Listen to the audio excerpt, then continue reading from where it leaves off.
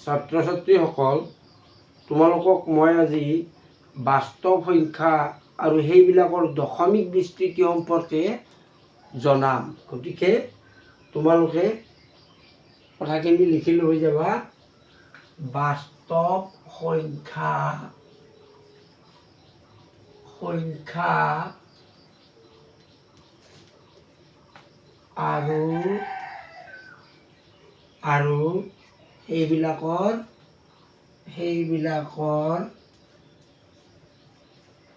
সেইবিলাকৰ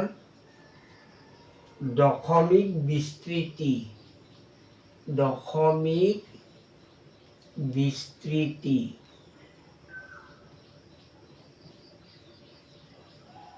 গতিকে কোনোবা এটা বাস্তৱ সংখ্যা আৰু সেইবিলাকৰ দশমিক বিস্তৃতি কেনেকুৱা হয় সেই বিষয়ে তোমালোকৰ লগত মই আলোচনা কৰিম।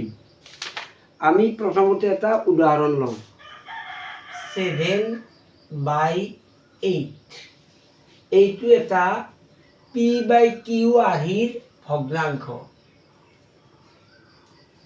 ইমান আৰ্হিৰ ভগ্নাংশ। ইয়াৰ দশমিক বিস্তৃতি কি হ'ব? প্ৰথমতে আমি 7ক 8ৰে হৰণ কৰি চাম। 7ক 8ৰে হৰণ কৰি চাম। হৰণ কৰা নিয়মবিলাকতো তোমালোকে জানাই, নহয় জানো? গতিকে চোৱা, 8ৰে যদি 7ক হৰণ কৰা, 7 সৰু সংখ্যা, গতিকে 8দি 7ক হৰণ কৰিবলৈ তোমালোকে কি কৰিব লাগিব? এটা দশমিক দিব লাগিব। দিলে কি হ'ব?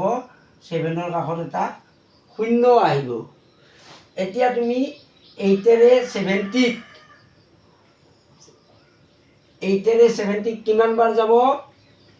8ৰ ভাগটো তোমালোকে জানিব লাগিব। 8ৰ ভাগটো, 8ৰ পূৰণৰ ভাগটো মুখস্থ থাকিব লাগিব। 8 গুণ 64। 70তকৈ সৰু সংখ্যা এটা পাতিব লাগিব। 8 বাৰ যাব আৰু বিয়োগ কৰা। 10ৰ পৰা 4 গ'লে 6। যিহেতু দশমিক দিয়া আছে, এতিয়া 6ৰ কাষত আমি এটা শূন্য দিব পাৰোঁ। শূন্য দিলে 60 হ'ল। 8দি 60ত কেইবাৰ গ'ল? 8ৰ ভাগটো পূৰণৰ নটাটো মাতা, আৰু পূৰণৰ নটাটো মাতিলে কিমান পাবা? 8 গুণ 56, অৰ্থাৎ 60তকৈ সৰু সংখ্যা। এইবাৰ আকৌ বিয়োগ কৰা। 10ৰ 6 গ'লে 4। গতিকে আমি আগতে দশমিক দিয়া আছে, ইয়াত আৰু এটা শূন্য দিব পাৰা। তেতিয়া কি হ'ব? 8ৰে 40ক কেইবাৰ যাব? 5 বাৰ যাব। 8 গুণ 40। এতিয়া ভাগে কি হ'ল? বিয়োগ কৰা। 40 মিলি গ'ল। গতিকে এইটো ভাগশেষ হ'ল। এই ভাগশেষ যদি শূন্য হয়, জানিবা এইটো পৰিসমাপ্ত দশমিক বিস্তৃতি। তাৰমানে 7/8 সমান 0.875। কোন প্ৰকাৰৰ দশমিক বিস্তৃতি হ'ব? পৰিসমাপ্ত দশমিক বিস্তৃতি হ'ব। এইটো পৰিসমাপ্ত দশমিক বিস্তৃতি।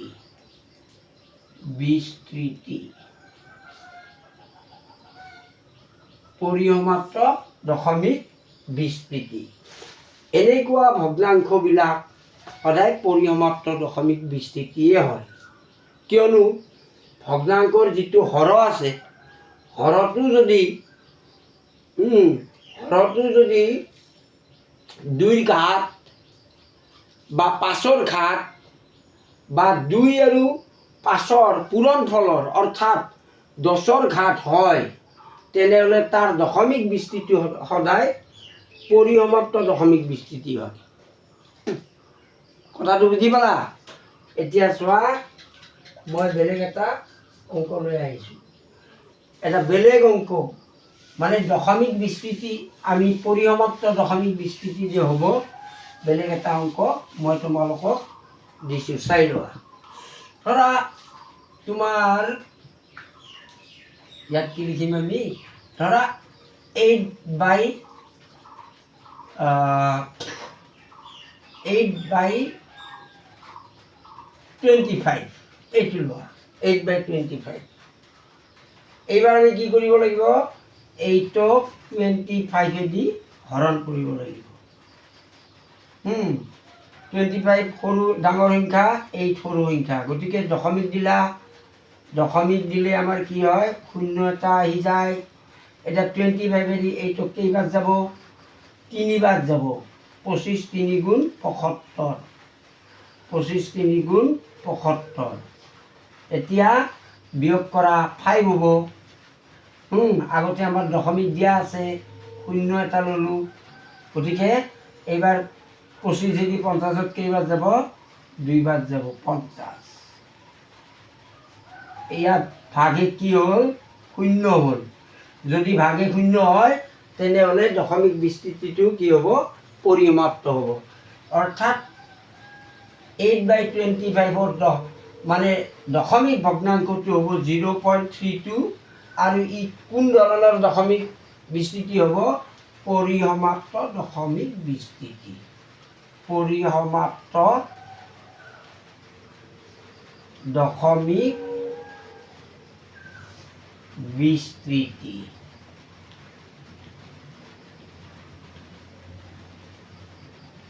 এনেকুৱা তোমালোকে নিজে নিজে ভগ্নাংশ উলিয়াই অংকবিলাক কৰিব পাৰিবা।